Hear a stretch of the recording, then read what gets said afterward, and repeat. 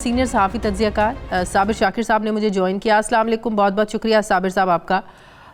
साबिर साहब, अभी अपने ख़िताब में प्राइम मिनिस्टर साहब ने जिस तरीके से इलेक्शन कमीशन के लिए सवालात छोड़े, उनको ज़िम्मेदारी का मुर्तकिब ठहराया कि आप लोगों ने सुप्रीम कोर्ट में क्यों ओपन बैलेटिंग की मुखालिफत की, 1500 बैलेट पेपर पर बार कोड नहीं लगा सकते थे आप लोगों ने जमहूरियत का वक़ार जो है ये मजरूह किया है।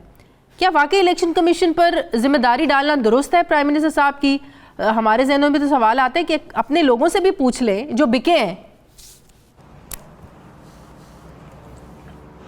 देखिए, बिकने वाले तो मौजूद रहते हैं, मसलन क्रिमिनल्स हर जगह मौजूद होते हैं, लेकिन उन क्रिमिनल्स को रोकना, उनको सजाएं देना, उनको पकड़ना, ये कानून नाफिज करने वाले इदारों का काम होता है। और मैं समझता हूँ कि इलेक्शन कमीशन ऑफ पाकिस्तान की ये बुनियादी जिम्मेदारी थी कि उनको ये काम करना चाहिए था। हाँ। सुप्रीम कोर्ट का लार्जर बेंच पूछता रहा, इलेक्शन कमीशन ऑफ पाकिस्तान से पूछता रहा कि आपका काम सिर्फ ये नहीं है कि आपने सिर्फ बैलेट पेपर छापने हैं और वोट कास्ट करके रिजल्ट अनाउंस कर देना। आपका ये काम नहीं है। आपका काम आर्टिकल 218 सब आर्टिकल 3 उसमें डिटेल बताया हुआ है, फिर आर्टिकल 220 है, फिर आर्टिकल 222 है। वो अपनी जजमेंट में भी उन्होंने लिखा। और जस्टिस इजाजुल हसन ने ये भी कहा कि इलेक्शन कमीशन ऑफ पाकिस्तान से हमने बार बार सवालात किए, लेकिन इलेक्शन कमीशन टस से मस नहीं हुआ, उनके कानों पे जूं तक न रही। सर, उन्होंने टाइम की कमी है, हम लोग इतने इकदाम नहीं कर सकते।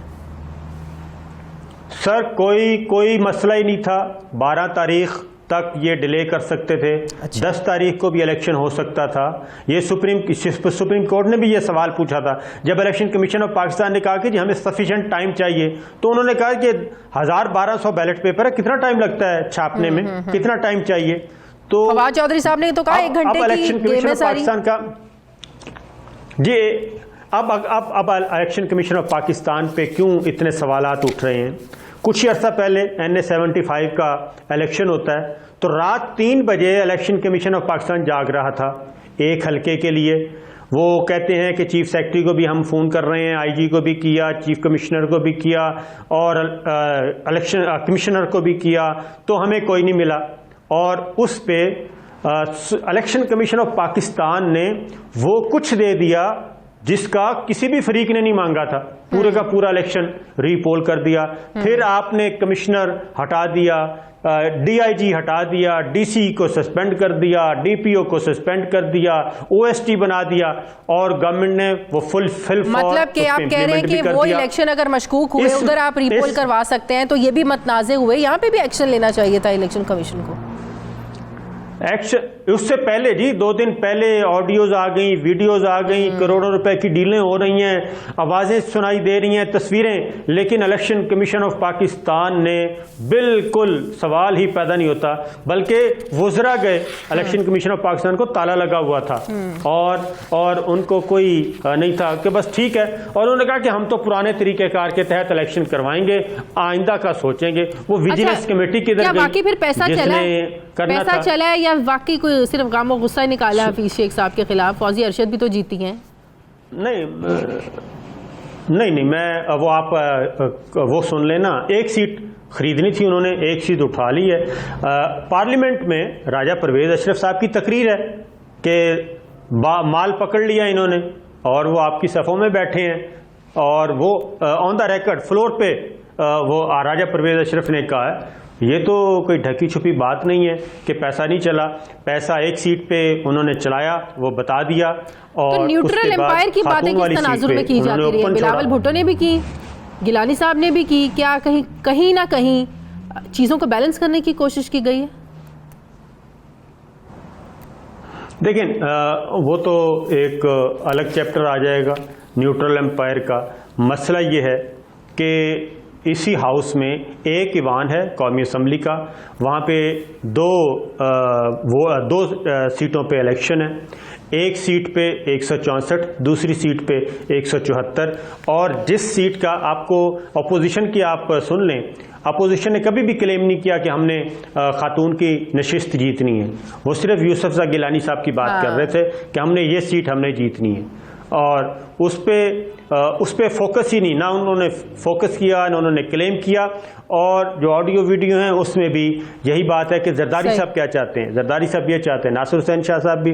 तो इसलिए मैं कहता हूं कि इसको रोका जा सकता था और इसीलिए। अच्छा, एतमाद का वोट लेने में कामयाब हो जाएंगे प्राइम मिनिस्टर साहब? वोट ऑफ कॉन्फिडेंस मेरा ख्याल है एतमाद का वोट बिल्कुल वो ले लेंगे। हाँ। और उनको किसी किस्म का कोई ख़तरा नहीं है। लेकिन वो इसीलिए आए हैं कि अगर एतमाद का वोट उनको नहीं मिलता तो आज उन्होंने तीनों ऑप्शन बता दिए हैं कि वो अपोजिशन में भी बैठने के लिए तैयार हैं, वो बाहर निकलने के लिए भी तैयार हैं, वो लोगों के पास भी जाने के लिए तैयार हैं। और इक़्तिदार से उनको कोई दिलचस्पी अब उस तरह से नहीं है कि उनके सर पे वो उन्होंने कहा कि तलवार लटका के तो मुझे इसी तरह लेके आगे चलेंगे। तो उस माहौल में वो काम करने के लिए अब तैयार नहीं है। मकसद यही था इस दिन से बचने के लिए, लेकिन वो हुआ नहीं।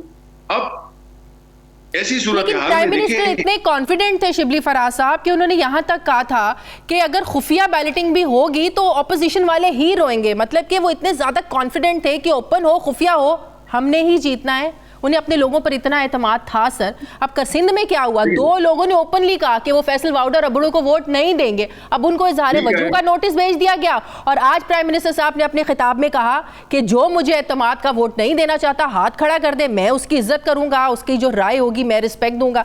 एक तरफ इजहार वजह के नोटिस भेजे जा रहे हैं, दूसरी तरफ कह रहे हैं कि मैं इज्जत दूंगा। नहीं, देखें, आप इसमें जो आपके जो सवालात बन रहे हैं ना Shazia, I will be very honest with you कि ये आप जो है तो एक ऐसे शख्स जो कि इस मुल्क की बेहतरी चाहता है, जो कि पूरे निज़ाम को ठीक करना चाहता है, और वो जो एक एस्टेब्लिश्ड माफिया है, वो लोग जो इस मुल्क की तबाही, बर्बादी, अखलाकी, मुआशी, सियासी जो अक़दार है हमारे कल्चर की, उसको तार तार करने वाले लोगों को कटहरे में खड़ा होना चाहिए, इमरान खान को नहीं।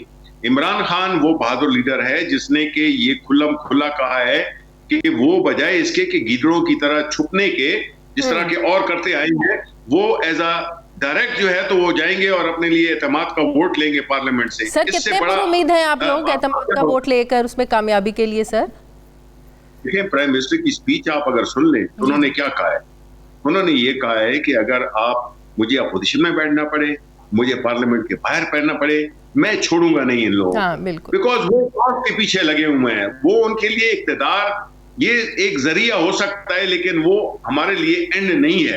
तो इसलिए पाकिस्तान तहरीक इंसाफ में अगर आप सोचें, आपको बात तो करनी चाहिए थी, आपको पहले तो वायदे मुझे भी मुबारकबाद देनी चाहिए थी। बिल्कुल सर, मुबारक आपको सर, बहुत बहुत मुबारक। अभी मैं नहीं मानूंगा कि हमारे खैबर पख्तूनख्वा में पूरी हमने स्वीप किया, जो हमारा जहां पे हमारा हिस्सा बनता था वो हमने, आप लेके बैठ गए सिर्फ इस्लामाबाद की एक सीट। आप उस सीट का भी जिक्र करें जिसमें कि हमारे, मैं तो इसको ऐसे ले रही हूँ सर, मैं अपना बताती हूँ सर, मैं इसको ऐसे ले रही हूँ कि जरूरी नहीं है सर जिन्होंने वोट नहीं दिया या जिनके वोट जाए हुए उनको इमरान खान से एतराज हो। सर ये शख्सी इख्तलाफ भी हो सकता है हफीज शेख साहब से। अगर इमरान खान से इख्तलाफ होता तो फौजिया अरशद भी ना जीतती। सर ये मेरी अपनी राय भी है और मेरी अपनी सोच भी है सर। I respect that. मेरा सवाल अगली बात जो है कि अब जब प्राइम मिनिस्टर साहब ने ये कह दिया है कि वो अपने आप को प्रेजेंट करेंगे पार्लियामेंट में वोट ऑफ कॉन्फिडेंस के लिए, तो अपोजिशन पे क्यों ऐसी मुसीबत आ पड़ी है, क्यों इतनी तकलीफ हो रही है? लगता तो ये है ना कि वो इस चीज को रिपीट अब उनको पता है कि वो कर नहीं सकेंगे, तो वो तो इस वक्त बौखलाए हुए हैं अपोजिशन, चाहे वो मरियम हो या वो बिलावल हो, वो बौखलाए हुए हैं। वो इनके लीडर्स देख ले, वो ये कह रहे हैं कि जी ये किस तरह होगा और नहीं होना चाहिए और उनको इस्तीफा दे। इस्तीफा आपके कहने पे देगा। पार्लियामेंट के मेंबरान का अगर कॉन्फिडेंस होगा वो रहेंगे,